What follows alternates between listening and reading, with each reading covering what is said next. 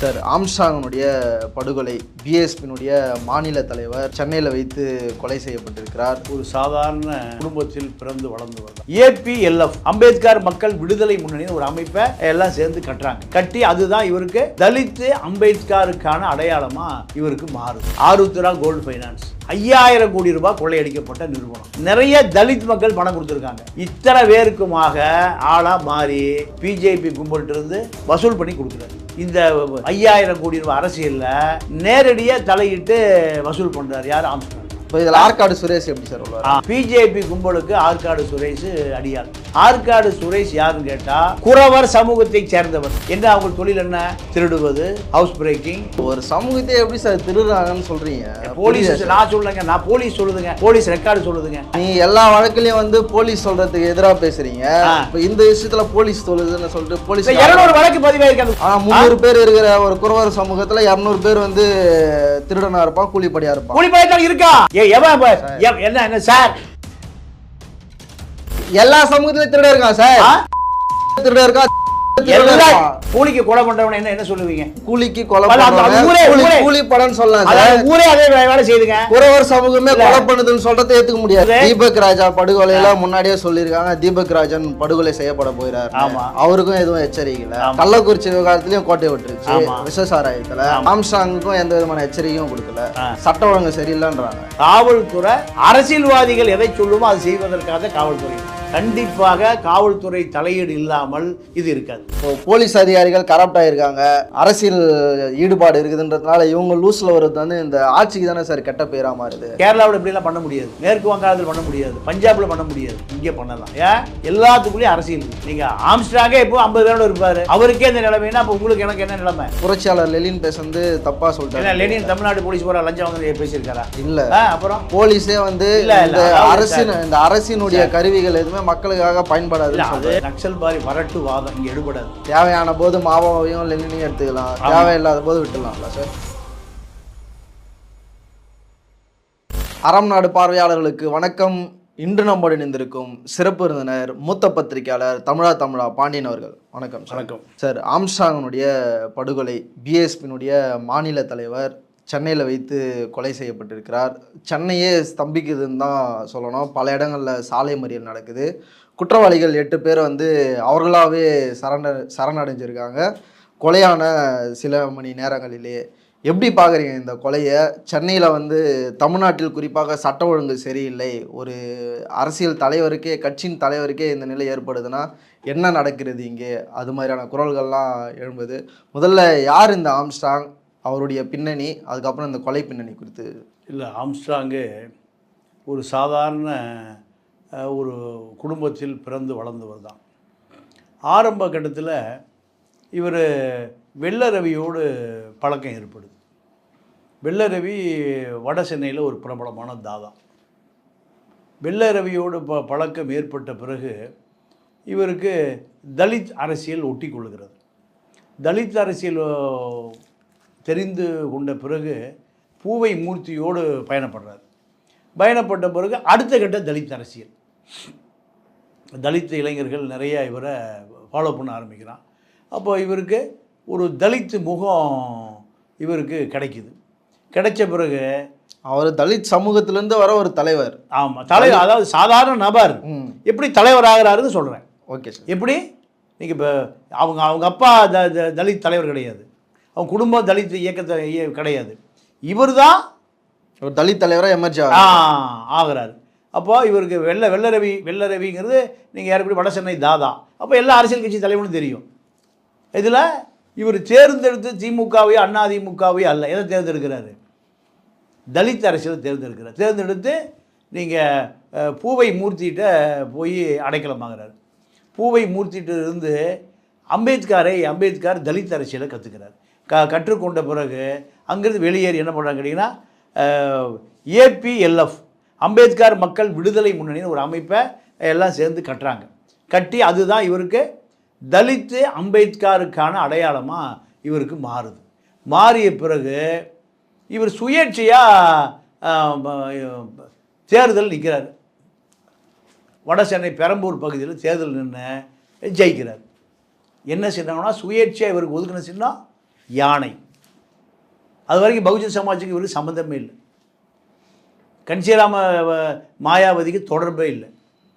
இவருக்கு யானை செய்த சுயேட்சையில் ஒதுக்கி ஜெயித்த உடனேயும் எப்படி ஜெயிக்கிறாருன்னா அதே ஒரு பெரிய ஹிஸ்ட்ரி. அந்த தேர்தல் திமுக ஆட்சி காலம், திமுக ஆட்சி காலத்தில் உள்ளாட்சி தேர்தலில் உள்ளாட்சி தேர்தல் கவுன்சிலர் அது எப்படி நடக்குதுன்னா எல்லா வார்டுலேயும் திமுக ஒரு தாதா கும்பலோடு வரும். வந்து அவர்களை உள்ளே வந்து ஓட்டை போட்டுட்டு குத்தி எல்லாம் உதவி சொல்லி குத்தி போட்டு போயிடுவான். காவல்துறை வேடிக்கை பார்க்கும், அதிகாரிகள் வேடிக்கை பார்ப்பான், எல்லா அரசியல் கட்சியும் தெரிச்சு ஓடிடும். ஏன்னா அரசே செய்யுது, திமுக அரசே செய்யும்போது நீங்கள் அங்கேருந்து கமிஷன் கொடுத்து சொல்லியிருப்பார், ஏப்பா என்ன மாள் வருவான் ஓட்டு போட்டு போயிடுவான், இல்லை வேடிக்கை பார்த்துட்ருங்க. இது ஒரு நாடு, ஜனநாயக நாடு, மக்கள் இன்னும் நம்பிட்டு இருக்கான். அப்போது இப்படி நடந்த தேர்தலில் சுயேட்சையாக ஆம்ஸ்ட்ராங் ஜெயிக்கிறார். எப்படி ஜெயிக்கிறார்னா அந்த கும்பல் வர்றதுக்கு முந்தைய ஓட்டு போட்டாச்சு, ஜனநாயக பூர்வமாக ஓட்டு போட்டாச்சு. இதுதான் அப்போ இப்ராஹிம் கலிபுல்லான்னு ஒரு நீதிபதி இருக்கார், தலைமை நீதிபதி. அவர் பார்த்து என்ன சொல்கிறாரு, இந்த தேர்தல் செல்லாது, தேர்தலே நடக்கலை, அராஜகமாக நடந்தது, ஜனநாயக படுகொலை செய்யப்பட்டது. சூமோட்டாவாக தானாக வழக்கு யாரும் போடாமல் தானாக முன் வந்து அந்த வழக்கு எடுக்கிறார். வழக்கு எடுத்து என்ன பண்ணுறாரு, ஜெயிச்சவனை பூராத்தையும் செல்லாதுன்னு அறிவிக்கிறார். அறிவிக்கும்போது ஆம்ஸ்ட்ராங் போகிறாரு, ஏங்க நான் வந்து திமுக ஆள் இல்லைங்க, திமுகக்கார் எனக்கு ஓட்டு போடலைங்க, எனக்கு ஓட்டு போட்டது பூரா மக்கள், எனக்கு ஓட்டு போட்டது பூரா மக்கள், மக்கள் ஓட்டு போட்டதை எப்படி செல்லாது நீங்கள் அறிவிக்க முடியும்? அவர்களுக்கு ஓட்டு போட்டது கட்சிக்காரன் பூரா நீங்கள் குண்டர் கும்பல் வந்து ஓட்டு போட்டது, ஜனநாயகமே இல்லை, எதிர்கட்சிக்காரன் ஓடி போயிட்டால் போலீஸ் வேடிக்கை பார்த்துட்டு இருந்தது. நான் அப்படி இல்லை, ஜனநாயக பூர்வமாக ஓட்டு போட்டால் நான் திமுகவுக்கு ஆதரவும் இல்லை சொன்ன பிறகு இவர் தொகுதி மட்டும் வெற்றி பெற்றது செல்லும், மற்ற தொகுதி வெற்றி பெற்றது செல்லாதுன்னு அறிவிக்கிறாங்க. இப்போ தொடக்கமே ஒரு போராட்டத்தோடு தான் தொடங்கியிருக்கு. தொடர்ந்து வந்த பிறகு இவர் என்ன பண்ணுறாரு, பகுஜன் சமாஜ் கட்சி அன்னைக்கு போய் அவர் அணுகிறாங்க. எனக்கு தெரிஞ்சு கேஎம் ஷெரீஃப் இருந்தார், தேவநாயகன் யாதவ் இருந்தார், பல பேர் இருந்தாங்க. யாரும் பகுஜன் சமாஜ் கட்சி அரசியல் பண்ண முடியல. இவர் யூபி கூட்டிகிட்டு போகிறாங்க, கூட்டிகிட்டு போய் இவர் நல்ல தலைவருமா, தலித் தலைவர், இவர் நம்ம கட்சிக்கு பொறுப்பான ஆள், இப்படி சொன்ன பிறகு மாநில தலைவர் பொறுப்பு இவருக்கு கிடைக்கும். கவுன்சிலர் டு மாநில தலைவர், தேசிய கட்சியின் மாநில தலைவர், கவுன்சிலர் மேலே வந்துட்டார். வந்த பிறகு முழுக்க தலித் அரசியல், வட சென்னை உட்பட அத்தனை தலித் அரசியலுமே இவர் கட்டுப்பாட்டுக்கு வருது. வந்த பிறகு கட்சி நடத்துறதுக்கு பணம் வேணும், பணம் பல கோடி வேணும். இதுக்கு என்ன பண்ணுறது? அப்போ அந்த நேரத்தில் புரசை ரங்கநாதன் ஒரு எம்எல்ஏ, அவருக்கு என்ன வேலை, ரியல் எஸ்டேட் பண்ணி குண்டர் சட்டத்தில் ஜெயிலில் இருந்தார். நிறைய கொலை கேஸ், இந்த மோரையில் ஒரு ஐயரியை போட்டு தள்ளிட்டார். இவருக்கு ஃபோர்ஸ் தேவை, ஆட்கள் தேவை. அப்போ அது யாரை பயன்படுத்துகிறாரு, பிஎஸ்பி மாநில தலைவர் ரவுடிசத்தில் ஈடுபட சொல்கிறார். எப்படி சார் பண்ண, அவர் ஒரு கட்சியினுடைய மாநில தலைவராக இருக்கார், இன்னொரு கட்சியினுடைய எம்எல்ஏ போயிட்டு அடிதடி வேலை பார்த்தான்னு சொல்கிறீங்க. பல ஆயிரம் கோடி சொத்து சேர்ந்துருக்கு. யாருக்கு சார்? ஆம்ஸ்ட்ராங்குக்கு. எப்படி சேர்ந்தது? அவருடைய கட்சி, இது அவருடைய கட்சி மாயாவதி கொடுத்து அனுப்பிச்சாங்களா? மாயாவதி கொடுக்கல, கன்சிலர் கொடுத்து அனுப்பிச்சாரா?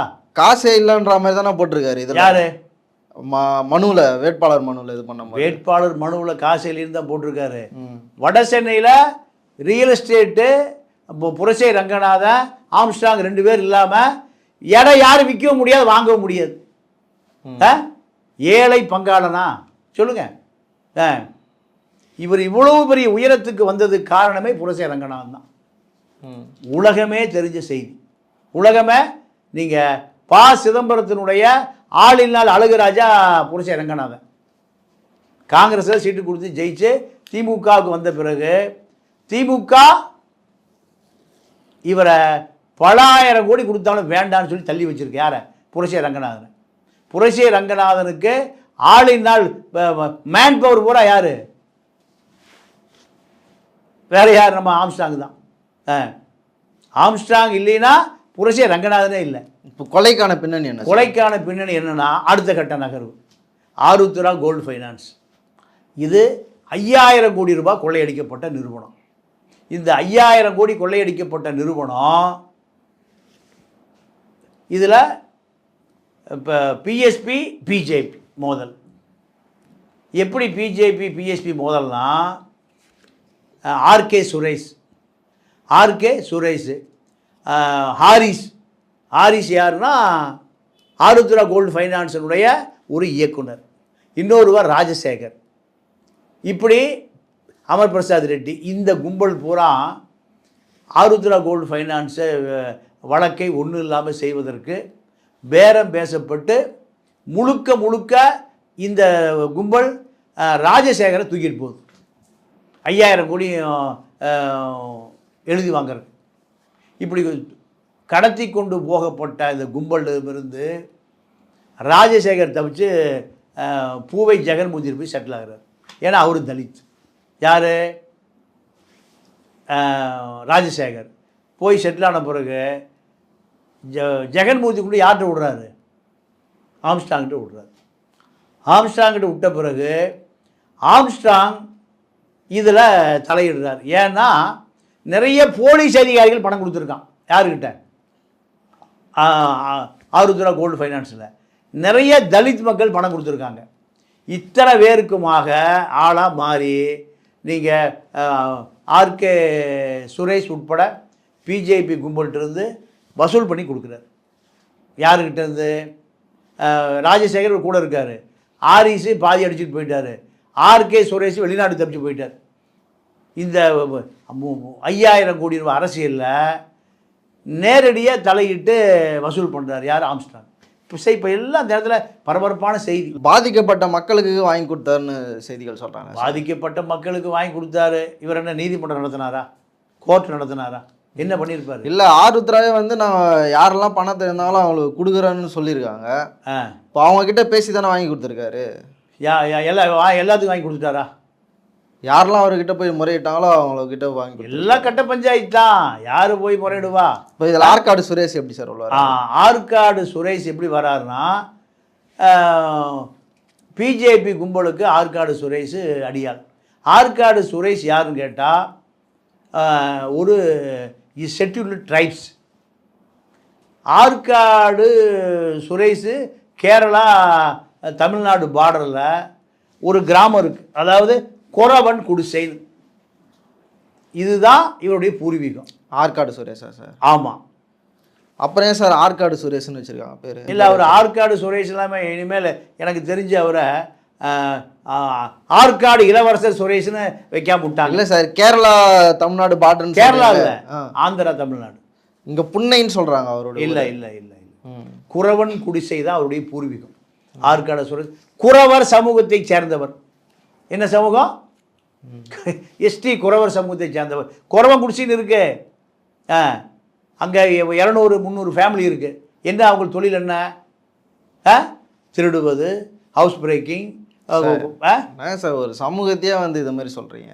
அந்த சமூக சரிங்க, எல்லாம் ராஜ பரம்பரை சமூகங்க. ரைட், வச்சுங்க, எடுத்துங்க. போலீஸ் ரெக்கார்டுங்க. அது குறவன் சமூகனாவே திருடுவான்னு சொல்கிறீங்களா? எல்லா குறவனையும் சொல்ல. அவங்க ஊசி வாசி விற்கிறவங்களாம் இல்லை. அதைத்தான் கேட்குறேன். அதில் இவங்க வந்து நீங்கள் திருச்சி ராம்கி நகர்னு ஒரு ஏரியா இருக்குது, பவாரியா கும்பல் இருக்குல்ல, இதே போல் நீங்கள் எங்கே திருடு நடந்தாலும் கல்லர் சமூகம் சொல்கிறாங்க. அதை கல்லர் சமூகம் திருடர் கிடையாது. அது பேரு தான் அப்படியே தவிர கல்லர் போல ஐஏஎஸ் ஐபிஎஸ் அவங்க ஏன் போயிட்டு அந்த கைரேகையெல்லாம் வச்சுட்டு வந்தாங்க. எது எப்போ? அது பிரிட்டிஷ்காரன் காலத்தில். பிரிட்டிஷ்காரன் காலத்தில் என்ன நடந்ததுன்னா, பிரிட்டிஷ்காரரை எதிர்த்து போராடுறதுனால அந்த சமூகம் குற்ற பரம்பரையாக அறிவிச்சான். யார்? நீங்கள் சுதந்திரத்துக்காக போராடணும் அத்தனை பேரையுமே குற்ற பரம்பரை தானே. அது பவாரியா கும்பல் வந்து கொள்ளையடிப்பது தான் தொழில். எங்கே இப்போ ராஜஸ்தானில் ஒரு சமூகம் இருக்குல்ல, அவருடைய தொழில் என்ன? கொள்ளையடிப்பதான். திருச்சி ராம்நகரில் என்ன வேலை? எங்கே திருடு போனாலும் திருச்சி ராம்நகர் தான் வருவான். அதே போல் தான் அந்த குறவன் குடிசை ஆட்கள். இவங்க வந்து ஊசி பாசி விற்கிற குறவர் அல்ல. இது ஒரு சமூகம், ஷெட்யூல்டு ட்ரைப்ஸ். முழு 200 ஒரு சமூகத்தை எப்படி சார் திருடுறாங்கன்னு சொல்கிறீங்க? போலீஸ் நான் சொல்லுங்க, நான் போலீஸ் சொல்லுதுங்க, போலீஸ் ரெக்கார்டு சொல்லுதுங்க. நீங்க மேல மாத்திக்கங்க. நீ எல்லா வழக்குலயும் வந்து போலீஸ் சொல்றதுக்கு எதிரா பேசுறீங்க. இப்ப இந்த விஷயத்துல போலீஸ் சொல்லுதுன்னு சொல்லிட்டு போலீஸ் 200 வழக்கு பதிவாயிருக்கு. அந்த 200 பேர் அக்யூஸ்டா இருக்கானே அந்த அந்த குறவங்குடிசியில 200 பேர் மேல வழக்கு இருக்குங்க. பொய்யா 200 வழக்கு போட்டான போலீஸ். பொய்யா போட மாட்டாங்களா? பொய்யா போட மாட்டாங்க. இல்ல நீங்க உங்கபடி அந்த 200 பேருமே எந்த குற்றம் போலீஸ் எல்லா வழக்குமே உண்மையா போடுற மாதிரி சொல்றீங்களா சார்? இல்லங்க, போலீஸ் உண்மையாவும் போடுவான், பொய்யாவும் போடுவான். போலீஸ் இந்த அமைப்பு 50% கெட்டு போச்சு, 50% நல்ல மனுஷன் இருக்கான். அந்த 50%த்துல இந்த 200 கேஸ் வந்ததுங்களா? 200 வழக்கு அந்த ஊர்ல அவ்வளவு பேர் மேலேயும் வழக்கு இருக்கு. நீங்க எத்தனையோ நீ ஜெய்பீம் படம் பார்த்துருப்பீங்க. ஜெய்பீம் படம் பார்த்துட்டு நம்மளே பேசணும். அங்க போயிட்டு எத்தனை பேரை வந்து கம்யூனிஸ்ட் கட்சிகள் எத்தனை போராட்டத்தை போடுறாங்க, ஜெயில இருந்து வரும்போதே பிடிச்சிடுறாங்க. குறிப்பா இந்த இருளர் சமூகம், பழங்குடியினர் சமூகத்தை இது மாதிரி பண்ணாங்க. அந்த கேட்டகரியில் அவங்க வரலாம்ல? இல்ல இல்ல இல்ல. நீங்க திருச்சி ராம்நகர்னு ஒரு ஏரியா இருக்கு தெரியுமா? அந்த நகர்ல இருக்கிறவங்க எல்லாருமே எல்லா திருடு தான். எங்க திருடு போனா அங்கதான் போவான். தெரியாது உங்களுக்கு? தெரியும் சார். திருச்சி ராமநகர் அதை விட்டுருங்க. பவாரியா கும்பல் தெரியுமா? திருச்சி ஒரு நகர்ல இருக்கவங்க இது மாதிரி பண்ணுவாங்கன்றது அது போலீஸ் ரெக்கார்ட்லயுமே இருக்கு, எல்லாருமே பேசுறாங்க. ஆனா ஒரு சாதியே வந்து திருடர்கள் சொல்றதா என்னால ஏத்துக்க முடியல சார். நீங்க ஏத்துக்கலைன்னா நானும் ஏத்துக்கலாங்க. எனக்கு வந்த போலீஸ் ரெக்கார்டு படி அரசு ரெக்கார்டுங்க, அரசு ரெக்கார்டு தூக்கி வீசலாம். நம்ம இத்தனை வருஷமா பேசுறோம், எல்லா வழக்குலயும் நீங்க வந்து போலீஸுக்கு எதிராக பேசுங்க, போலீஸ் எல்லா போலீஸுமே இதுவா இருக்காங்க. இந்த வழக்குல வந்து 50% 50% பிரிச்சு பேசுறீங்க. கூலிக்கு கொலை பண்றவன என்ன சொல்லுவீங்க? கூலி படம்னு சொல்லுவாங்க. அதுதான் கூலிக்கு கொலை பண்றவங்க கூலி படம்னு சொல்லலாம். ஊரே அதே வேலை செய்யுதுங்க. குறவர் சமூகமே கொலை பண்ணுதுன்னு சொல்றதை ஏத்துக்க முடியாது. இல்ல குறவர் சமூகம் நான் சொல்றது குறவன் குடிசையில அங்க இருக்கக்கூடிய ஷெட்யூல்டு ட்ரைப்ஸ் எல்லாருமே கொலை பண்றான்னு சொல்றீங்க. இந்தியாவில் இருக்கிற எல்லா ஷெட்யூல்டு ட்ரைப்ஸ் அல்ல. நான் சொல்லுகிற 200 குடும்பம் மட்டும் போலீஸ் ரெக்கார்டு படி, அரசு ஆவணப்படி அவர்கள் அத்தனை பேருமே குற்ற பின்னணி உள்ளவர்கள். எங்கே கொலை நடந்தாலும், எங்கே கொள்ளையடித்தாலும் எங்கே போய் இப்போ போலீஸ் பிடிப்பான், எங்கே போய் தேடுவான், அங்கே போய் அக்யூஷன் பிடிச்சிட்டு வருவான். இது அரசு ஆவணம், போலீஸ் ரெக்கார்டு. இதைத்தான் போலீஸ் தவறு பண்ணதா சரின்னு சொல்கிறீங்களான்னு கேட்குறேன் நான். இல்லைங்க, 200 பேர் 200 வழக்குமா போலீஸ் போய் சொல்லுவான். போலீஸ் 200 வழக்குமா போய் சொல்லுவான், 200 எஃப்ஐஆருமா போய் சொல்லுவான். முதல் முறையா பாண்டியன் அவர்கள் ஆதரவா பேசுறாருன்றத இப்ப அதாவது போலீஸுக்கு ஆதரவா பேசுனா அசராக்காருக்கு எது செஞ்சாலும் நேர்மையா இருக்கும். அதுக்காக ஒட்டுமொத்தமா போலீஸ் பூராமே நீங்க கெட்டு போனான்னு சொல்ல முடியாது. பொன்மாணிக்கு வேலு இருக்காரு, நேர்மையான அதிகாரி, அவரெல்லாம் நீங்க குறைய சொல்ல முடியாத. சத்தியமூர்த்தி இருக்காரு, நேர்மையான அதிகாரி. நிறைய அதிகாரி, ஈஸ்வரமூர்த்தி இருக்காரு, அவரெல்லாம் குறைய சொல்ல முடியாத. செந்தில் வேலன் இருக்காரு, குறைய சொல்ல முடியாத. இப்போ இருக்கக்கூடிய அருண் இருக்காரு, குறைய சொல்ல முடியாத. நிறைய நல்ல அதிகாரிகளை பூரா நம்ம ஒட்டுமொத்தமாக போலீஸே கெட்டு போச்சு எப்படி சொல்ல முடியும்? அரசே கெட்டு போச்சுன்னு சொல்கிறோம். அரசியலையும் சில நல்ல அதிகாரிகள் இருக்கத்தானே செய்கிறான். வேலையை வேண்டாம் தூக்கி போட்டு போகிற ஆற்காடு சுரேஷ் இந்த ஆருத்ரா கோல்டு ஃபைனான்ஸில் ஆம்ஸ்ட்ராங் தலையிட்டு பணம் வாங்கி கொடுத்ததை ஆற்காடு சுரேஷ் எதிர்க்கிறான். இந்த 2 பேருக்குமான கான்ட்ரவர்சியில் ஒத்தக்கண்ணு ஜெயபால் 2 பேருக்குமான சண்டையில் ஆற்காடு சுரேஷ் கொல்லப்படுகிறான். கொல்லப்பட்ட பிறகு ஆற்காடு சுரேஷ் கொலை வழக்கில் தேடப்படுகிற ஒத்தக்கண்ணு ஜெயபால் பாதுகாப்பது யாருன்னா நீங்கள் சொல்கிற போலீஸ் ரெக்கார்டு படி ஆம்ஸ்ட்ராங். போலீஸு என்ன சொல்கிறான்? ஆற்காடு சுரேஷ் கொலையில் தேடப்படுகிற ஜெயபால் எங்கே இருக்கான்? ஆம்ஸ்ட்ராங் வீட்டில் இருக்கு. ஆம்ஸ்ட்ராங் தான் ஒழிச்சு வச்சிருக்காரு. அதுதான் இப்போ இந்த மோட்டிவுக்கான, கொலைக்கான மோட்டிவ். இந்த கொலைக்கான மோட்டிவ் என்ன? ஆம்ஸ்ட்ராங் தான் எங்கள் அண்ணனை கொன்னாரு. மூல காரணம் ஆருத்ரா கோல்டு ஃபைனான்ஸ். இதுதான் மோட்டிவ். இதனால் வந்த கொலை தான் ஆம்ஸ்ட்ராங்கை 1 வாரமாக 10 நாளாக ஃபாலோ பண்ணி கொலை செய்யப்பட்டதுக்கு மூல காரணம் ஆற்காடு சுரேஷ் கொலை. ஆற்காடு சுரேஷ் கொலைக்கு காரணம் ஒத்தக்கண்ணு ஜெயபால். ஒத்தக்கண்ணு ஜெயபால் யார் பாதுகாப்பில் இருக்கான்? ஆம்ஸ்ட்ராங் பாதுகாப்பில். அப்போ ஆம்ஸ்ட்ராங் சொல்லித்தான் கொலை செஞ்சாருன்னு ஆற்காடு சுரேஷ் தவறாக புரிஞ்சுக்கிட்டான். இதுதான் உண்மை. தவறாவோ உண்மையாவோ எனக்கு தெரியாது. எனக்கு வந்த செய்தியின் அடிப்படையில் நான் சொல்கிறேன். தவறாக புரிஞ்சுக்கிட்டா நான் இன்வெஸ்டிகேஷன் ஆஃபீஸராக எஃப்ஐஆர் காப்பியில் நான் பார்க்கல. இதெல்லாமே ஒரு அனுமானம் தான். இப்போ உளவுத்துறை 3 முறை எச்சரிச்சிருக்கு. ஆனாலும் வந்து அந்த தலைவருக்கு ஒரு பாதுகாப்பு கூட சொல்ல, அவருக்கு வந்து எச்சரிக்கவும் இல்லை, அவருக்கும் தொடர்பு இல்லை. அது போலீஸை பொறுத்த வரைக்கும் இந்த கொலையில கண்டிப்பா போலீஸுக்கு நீங்க சொல்ற நல்ல போலீஸ் இங்க யாரும் இல்லை இல்லை இல்லை இல்லை எல்லா போலீஸும் அப்படித்தான். நீங்க நல்ல போலீஸு முழுமையா அவருடைய அதிகாரத்தை பயன்படுத்த முடியாது. பாதி போலீஸ் வேலையை வேணும் விட்டுட்டு போறானே, பாதி போலீஸ் வேலையை செய்ய முடியலையே. நீங்கள் கள்ளக்குறிச்சியில் மோகன்ராஜ் தலித்துகள்னு வரும்போது மட்டும் போலீஸ்கள் ஒழுங்காக வேலை செய்ய மாட்டாங்க. தலித்து போலீஸ் அதிகாரி இருக்காங்க, அவங்க வேலை செய்ய வேண்டியதானே, வேலை செய்ய வேண்டியதானேங்கிற. அங்கேயும் அந்த பிரச்சனை இருக்கும். எல்லாம் சார் லஞ்சம் வாங்குறது. தீபக் ராஜா படுகொலையில முன்னாடியே சொல்லியிருக்காங்க, தீபக் ராஜன் படுகொலை செய்யப்பட போயிறாரு. ஆமா, அவருக்கும் எதுவும் எச்சரிக்கல. ஆமா, கள்ளக்குறிச்சி விவகாரத்திலயும் கோட்டை விட்டுருச்சு விசசாராயத்துல. ஆமா, இப்போ இங்க வந்து ஆம்ஸ்டாங்குக்கும் எந்த விதமான எச்சரிக்கையும் கொடுக்கல. சட்ட ஒழுங்கு சரியில்லைன்றாங்க. சட்ட ஒழுங்கு சரியில்லாதனால இவ்வளவு கூட நடக்குது. காவல்துறையை பொறுத்த வரைக்கும் காவல்துறை அரசியல்வாதிகள் எதை சொல்லுமோ அது செய்வதற்காக காவல்துறை இருக்கு. காவல்துறையுடைய எல்லா அதிகாரங்களும் திமுக ஆட்சிக்கு வந்தால் மாவட்ட செயலாளர் தான் எஸ்பி கலெக்டராக மாறிடுவார். அதில் தான் இந்த எல்லா நீங்கள் இல்லை சார், ஒரு ரவுடி கொலை பண்ணுறது முன்வரியும் அவனை கொலை பண்ணா இவன் அதுக்காக இவன் கொலை பண்ணுறான், அதெல்லாம் ஓகே சார். ஆனால் ஒரு அரசியல் கட்சியினுடைய மாநில தலைவர் அவரை கொலை பண்ணுறத எப்படி பார்க்குறீங்க தமிழ்நாட்டில்? நீங்கள் ராமஜெயம் கூட இன்றைக்கி வரை கண்டுபிடிக்க முடியல. தனசேகர் ராமஜெயம் அதுதான் சார் கேள்வியா இருக்கு. ராமஜெயம் கொலை வழக்குக்கு அப்புறமா நடக்கிற பெரிய அரசியல் கொலை ஆம்ஸ்ட்ராங்கனுடைய படுகொலை தான். அதுக்கு இடையில வந்து பல ரவுடிகள் தான் செத்துருக்காங்க. திருநெல்வேலியில ஜெயக்குமார் தனசிங்க ஒரு மாவட்ட தலைவர் அவரு கொண்டு இருக்காங்களே. சரி, மாவட்ட தலைவர். அப்ப அதுலயும் வந்து உண்மையான குற்றவாளிகள் கண்டுபிடிக்க முடியல. ஆனா இதுல வந்து சரண்டர் ஆயிருக்காங்க சார். அங்கதானே கேள்வி எழும்புது. சரண்டர் ஆகிறது என்பது இந்த வழக்கை, அதாவது அரசியல் பரபரப்பு தொத்திக்குது, லாண்ட் ஆர்டர் பிரச்சனை வருது, அதனால உடனே சரண்டரை கேஸை முடிச்சுக்கப்பா. காவல்துறை இதில் கண்டிப்பாக காவல்துறை தலையீடு இல்லாமல் இது இருக்காது. இங்க இருக்கிற 50% வந்து கெட்ட போலீஸ் வந்து இங்க வந்து நல்ல போலீஸ் இருக்கா, கெட்ட போலீஸ் இருக்கா. நீங்க அரசாங்கத்தில் லாண்ட் ஆர்டர் பிரச்சனை வரும்போது என்ன பண்ணுவான்? முன்னாடியே தடுக்கிறதுக்கு தான் உளவுத்துறை இருக்கு. உளவுத்துறை தான் கோட்டை விட்டுருச்சே. உளவுத்துறை ஒழுங்காக இருந்தால் இந்த சட்ட ஒழுங்கே வேலை சரியாக இருக்கும். சட்ட ஒழுங்கு பூரா அண்ணா திமுக மாவட்ட செயலாளர் இருக்குது. அப்போ சட்ட ஒழுங்கு யார் காப்பாற்றுறது? ஒரு எஸ்பி ஒரு நடவடிக்கை எடுத்தால் அதுக்குள்ளே மாவட்ட செயலர் வந்துடுவான், மந்திரி வந்துடுவான். திமுக அண்ணா திமுக ஆட்சி காலத்தில் இது நடக்கும். அப்போ எப்படி சட்ட ஒழுங்கு இருக்குது? சட்டம் ஒழுங்கு என்பது காவல்துறை அதிகாரிக்கு முழு அதிகாரம் கொடுக்கப்படவில்லை. அரசியல்வாதி எடுத்துக்கிறான் கையில். ஒரு அக்யூஸ்ட் பிடிச்சிட்டு ஸ்டேஷனுக்கு வர்றதுக்குள்ளே 10 ஃபோன் வந்துடும் ஸ்டேஷனுக்கு. அவன் எப்படி நடவடிக்கை எடுப்பான்? ஒரு இன்ஸ்பெக்டருக்கு 10 ஃபோன் வந்துடும்.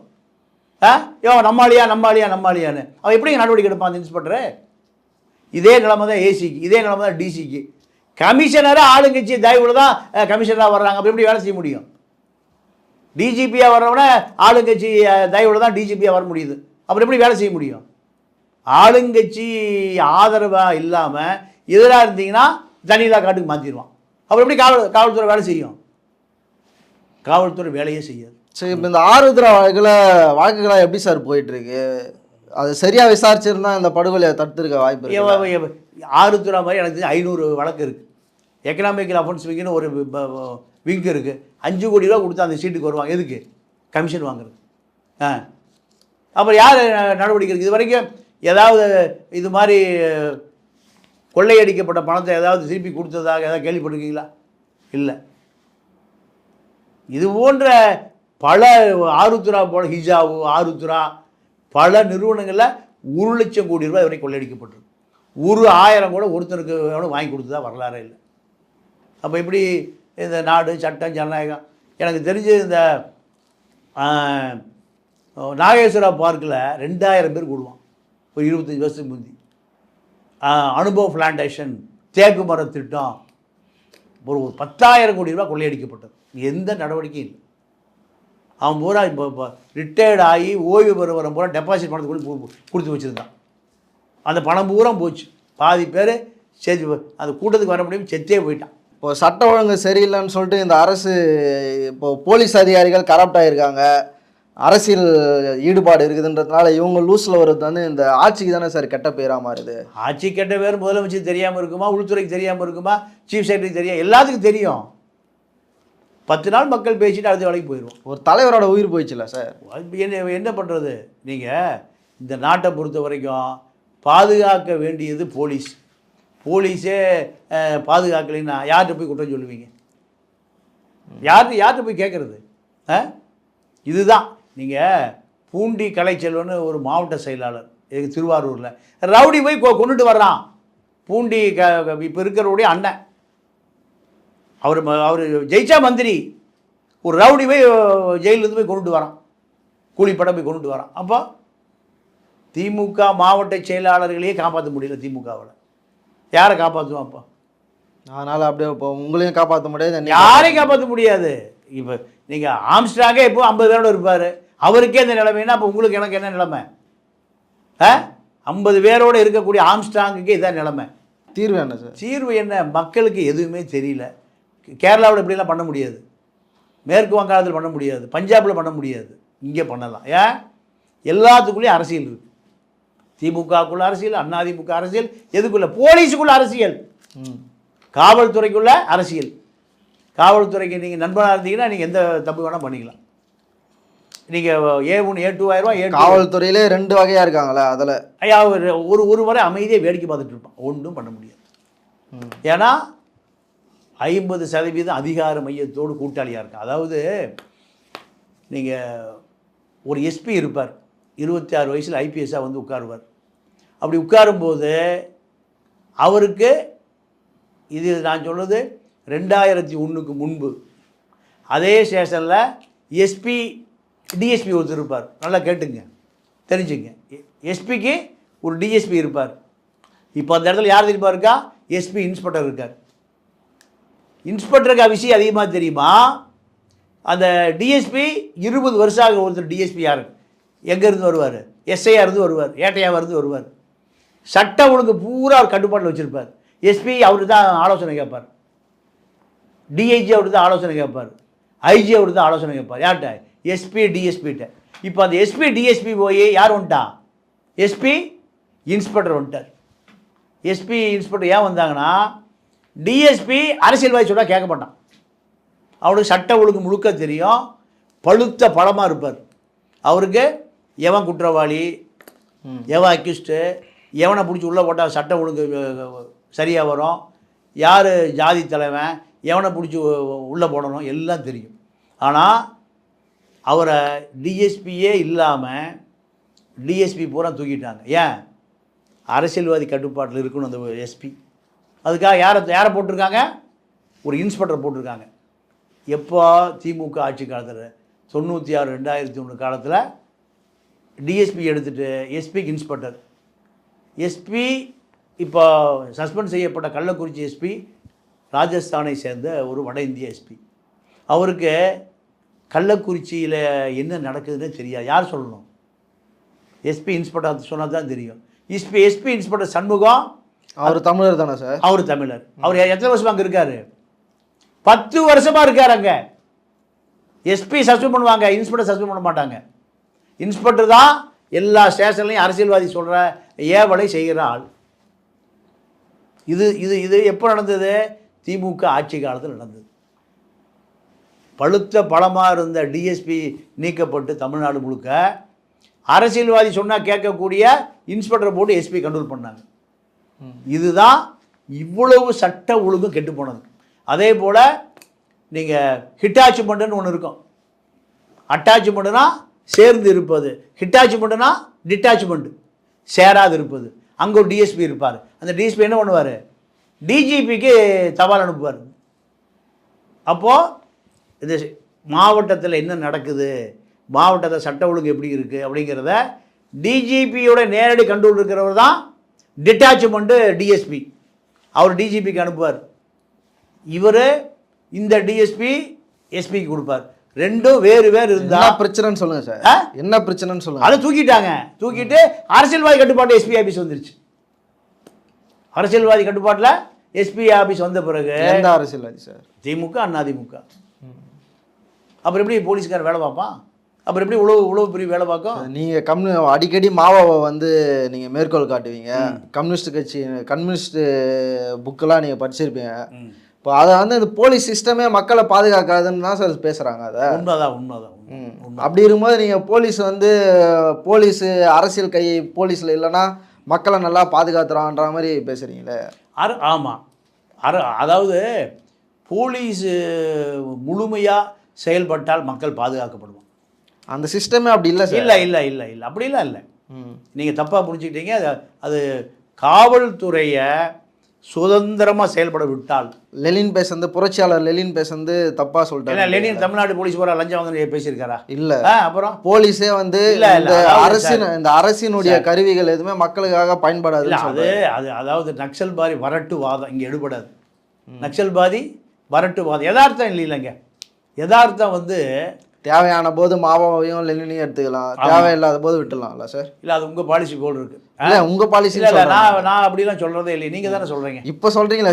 இல்லை. அதாவது லெனின் வரட்டுவாதி. ஆமாம். லெனின் வரட்டுவாதி இல்லை. இங்கே இருக்கிற அரசியல் நிலவரம் நக்சல்பாரிகள் சொல்வது வரட்டுவாகும். நக்சல்பாரி இல்லாவா? லெனினே வந்து அரசும் புரட்சியும் எழுதியிருக்காரு. ஆமாம். மண்ணுக்கேற்ற மார்க்சியம்னு ஒரு அரசியல் இருக்கு. மண்ணுக்கேற்ற மார்க்சியம்னு இருக்கு. நீங்கள் லெனினை கொண்டு போய் அமெரிக்காவில் விட்டீங்கன்னு எடுபடுமா? உலகம் முழுக்க எடுபடாது. ஏன்னா அமெரிக்காவில் உலக தத்துவம் தான். ஆனா யதார்த்தம் அமெரிக்காவில் முதலாளித்துவத்தை எதிர்க்க ரஷ்ய கம்யூனிசம் உதவாது. எடுபடாது. ஏன் எடுபடாதுன்னா அந்த மக்கள் கம்யூனிசத்தை ஏற்றுக்கவே மாட்டான். எந்த மக்கள்? அமெரிக்க மக்கள். ஏன்னா அவனுக்கு அது ஒரு ஜனநாயக பூர்வமான அரசு, ஜனநாயக பூர்வமான முதலாளித்துவம். ஆமாம். அங்க அமெரிக்கா அந்த மக்கள் நல்லா இருக்கணும், அந்த மக்கள் வாழ்வதற்காக அவன் யாரை வேணா சொல்லிடுவான், உலகத்தையே சொல்லிடுவான். ஆனால் அமெரிக்காவில் இருக்கிற மக்கள் வந்து சுகமாக இருக்கணும்னு விரும்புவான். அதுதான் அங்கே ஜனநாயகம். அதே போல் வியட்நாம் ஹோசிமினுடைய விடுதலைக்கு அமெரிக்க மக்கள் தான் முடிவு கட்டினான். அதுதான் அந்த ஜனநாயகம். பல லட்சக்கணக்கான பேர் செத்துட்ட பிறகு அங்கே பொருளாதார இழப்பு வந்த பிறகு அந்த மக்கள் முயற்சிக்கிட்டாங்க. நீங்கள் சொல்கிறீங்களே அங்கே இருக்கிற முதலாளி அங்கே இருக்கிற மக்களை வந்து அந்த கம்ஃபர்டபுள் ஜோன்லேயே வச்சுருக்காங்க. அதுதான் அவனுடைய பிரச்சனை. அது வேற விஷயம். இப்போ இந்த இடத்துல நீங்கள் போலீஸுக்கு இதுவாக பண்ணுறது தான். அதாவது அரசியல்வாதி போலீஸை வேலை வாங்கலைன்னா போலீஸ் சரியாக இருக்கும். ஒட்டுமொத்த போலீஸை நீங்கள் இதுதான் இவ்வளோ தான் நம்மளை காப்பாற்றிட்டு இருக்கான் 75 வருஷமா சுதந்திரம் அடைஞ்சதுலேருந்து. நம்ம ஆள் தான் போலீஸாக இருக்கான், அவன் வெள்ளைக்காரன் போலீஸாக இருக்கான். நீங்கள் ஒட்டுமொத்த அரசு இயந்திரத்தையே கேவலம் பேசக்கூடாது. ஒரு அரசும் சரி நீங்களும் சரி ஒட்டுமொத்த ஒரு குறிப்பிட்ட சாதியே வந்து நீங்கள் திருடர்கள்னு சொல்லலாம், கூலிப்படைன்னு சொல்லலாம். ஒட்டுமொத்த சிஸ்டத்தையும் காப்பாற்றுற போலீஸ் வந்து உங்களுக்கு கரப்டாக இருந்ததுன்னு சொல்ல முடியாதுல்ல சார்? நீங்கள் ஒட்டுமொத்த காவல்துறையில் ஒரு நல்ல ஐபிஎஸ் ஆஃபீஸ் இருந்தான்னா காவல்துறை பூரா சரியாயிரும். ஆனால் 300 பேர் இருக்கிற ஒரு குறவர் சமூகத்தில் 200 பேர் வந்து திருடனாக இருப்பான், கூலிப்படையாக இருப்பான். கூலிப்படையாக இருக்கான். என்ன சார், எவன் திருடனாலும் அங்கதான் போய் பிடிச்சிட்டு வர்றான். அது யார் தப்பு? திருடன் தப்பு. அவன் திருடாமலே கூட போலீஸ் போய் புடிச்சுன்னு வரலாம். நீங்க தான் வந்து உங்களுக்கு போலீஸை பத்தி எல்லாமே தெரியும், திட்டமிட்டு. அதாவது திருடனை சொல்லாம நல்லவன் எப்படி சொல்ல முடியும்? ராம்ஜி நகர்ல திருடன் இன்னைக்கு வரைக்கும் போயிட்டு தான் இருக்கான். பவாரியா கும்பல் திருடிட்டு தான் இருக்கான். இல்லங்க அவனால திருட நல்ல சமூகங்க. ஏன் அவன் திருடனான்ற கேள்வி இருக்குல்ல? ஏன் அவன் திருடனான்ற கேள்வி இருக்குல்ல? ஏன் சொல்லுங்க. ஏன் திருடன் மொத்த சமூகத்தை பத்தி உங்களுக்கு தெரியுது, இது கூட தெரியலன்றீங்களா? இல்லங்க, திருடுறான்னா கொள்ளையடிக்கிறான், கொலை பண்றான்னா அதுக்கு என்ன நியாயம் கற்பிக்கிறீங்க? அவனுக்கான வசதிகள் போய் சேரலாம். கொலை பண்ணுவான் இல்லையா, கொள்ளையடிப்பான், பொம்பளை பிள்ளை கெடுப்பான். வசதி சேரலாம் கொலை பண்ணுவான், கொள்ளையடிப்பான், பொம்பளை பிள்ளை கெடுப்பான். அப்படிதானே? அது நியாயங்கிறீங்க? இல்ல உங்க கொள்கை அதான் கொள்கையா? ஒரு சமூகத்துல எல்லா சமூகத்திலும் திருட இருக்கான் சார். திருட இருக்கா? நல்லவன் எல்லா ஜாதியிலும் இருக்கான், கெட்டவன் எல்லா ஜாதியிலும். ஆமா, நீங்க சொல்றது அந்த குறவர் குடிசையில் இருக்கிற 300 குடும்பம் திருடன்னு சொல்றீங்க. நீங்க 200 குடும்பம் போலீஸ் ரெக்கார்டு படி எங்க பம்பாயில திருடினாலும் டெல்லியில திருடினாலும் எங்க திருடினாலும் அங்கே தான் போய் பிடிச்சிட்டு வரோம். அப்போ இதுக்கு என்ன பேர்? என்ன பேர் சொல்லுங்க? ஒரு குறிப்பிட்ட சமூகத்தை திருடனா மாத்துறாங்கன்னு சொல்லலாம். திருடனா அவன் திருடனா, அவன் அதே தொழிலான இருக்கான். ஏன் வேற தொழில் போகக்கூடாதா? திருடதான் தொழிலா இருக்கு. வேற தொழிலுக்கு போலாம். அதுக்கான நடவடிக்கை இந்த போலீஸ் அதிகாரிகளை வந்து ஜெயில இருந்து வெளியே வரப்ப வைக்கிற மாதிரி வைக்கிறாங்களே. அந்த ஏங்க ஒரு திருடனை போலீஸ் எப்படிங்க திருத்தம்?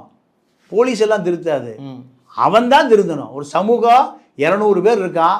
200 பேர் நீங்கள் முழு நேர தொழிலை இந்தியா பூரா கொள்ளையடிப்பது, தமிழ்நாடு பூரா கொள்ளையடிப்பது, அது திருப்பி அங்கே வர்றது அப்படின்னா அவன் அந்த என்ன பண்ணணும்? அந்த தொழிலை விட்டு அந்த குறவன் குடிசையை விட்டு அவன் ஸ்பிரிட் ஆகிட்டான்னா படிக்கலாம், வேலைக்கு போகலாம். நீங்கள் அதே அடையாளத்தோடு அங்கேயே நீங்கள் மெயின்டைன் பண்ணிங்கன்னா நீங்கள் அதை விட்டு மாற விரும்புறீங்கன்னு தான் அர்த்தம். அதை விரும்புகிறீங்கன்னு தான் அர்த்தம். உழைச்சா பணம் கிடைக்காது, கொள்ளையடிச்சா தான் பணம் கிடைக்காது, அதுதான விருப்பம் உங்களுக்கு. அப்போ உங்களை நீங்கள் திருந்துறதுக்கு நீங்களே முயற்சி செய்யலை. நீங்களே விரும்புகிறீங்க திருடுறத, கொள்ளையடிக்கிறத, கொலை பண்ணுறத, கூலிப்படையாக இருக்கிறத விரும்புகிறீங்க. அப்போது உங்களை எப்படி திருத்த முடியும்? திருடனாய் பார்த்து திருந்தாவிட்டால் திருட்டை ஒழிக்க முடியாது. பட்டுக்கோட்டை பாடி இருக்கு. இதுதான் அந்த குறவன் குடிச்ச அந்த மொத்த குடும்பத்துக்கு இது பொருந்தும். நீங்கள் அந்த அதுலேருந்து ஆற்காடு சுரேஷ் வராரு. அந்த ஆற்காடு சுரேஷ்லேருந்து ஆம்சாங் கூட பிரச்சனை. இதுதான் இப்போ காவல்துறை ரெக்கார்டு. இதை உயர்நீதிமன்றத்தில் போட்டு தான் இதை எடுக்கணும். என்ன நடந்தது, என்ன இது வந்து பல வழக்கு நிலுவையில் இருக்குது போல், பல வழக்கு நிலுவையில் இருக்குது. இதை யார் கண்டுபிடிப்பது? அரசியல்வாதிக்கு அடுத்த வாரம் வேறு வேலைக்கு போயிடுவான், அதிகாரி அடுத்த வாரம் வேறு வேலைக்கு போயிடுவான். அப்புறம் எப்படி இது தீர்வு வரும்? இன்னும் ராம்ஜி நகர் இருக்குது. இன்னும் நான் பேசிகிட்டு இருக்கோமா? பவாரியா கும்பல் கொள்ள கொஸ்டின் கும்பல், ராஜஸ்தான் இருக்கிற பவாரியா கும்பல் கொள்ள கொஸ்டின் பேசிகிட்டு இருக்கிறோமா?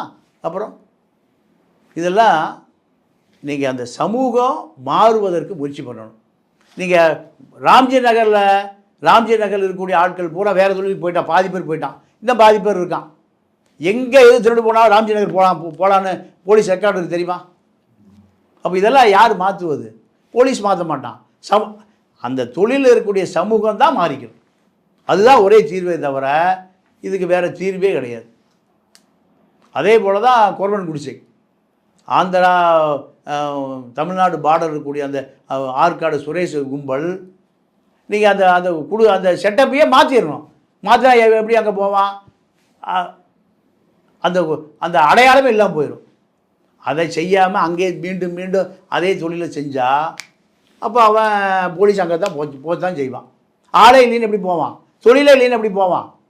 இது அவர்கள் சம்மந்தப்பட்ட விஷயம். நம்ம பேசி எதுவும் நடக்காது. இப்போ இறுதி கருத்தாக ஆம்ஸ்ட்ராங் படுகொலையில் என்ன சார் சொல்லுவாங்க? ஆம்ஸ்ட்ராங் படுகொலை காவல்துறை கோட்டை விட்டுருச்சு. காவல்துறை இதில் மிகப்பெரிய பலவீனம். காவல்துறைக்கு தகவல் தெரியும். இது காவல்துறைக்கு உடனடியாக அக்யூஸ்டு சரண்டர் ஆனது காரணம் இது லாண்ட் ஆர்டர் பிரச்சனை வந்துட்டுருக்கு, உடனடியாக சரண்டர் ஆகுன்னு சொல்லுகிற பொழுது கண்டிப்பாக காவல்துறைக்கு இது முன்கூட்டியே தெரியும். அரங்கத்திற்கு வந்து பல தலைப்பு நிகழும். ரைட், நன்றி, வணக்கம்.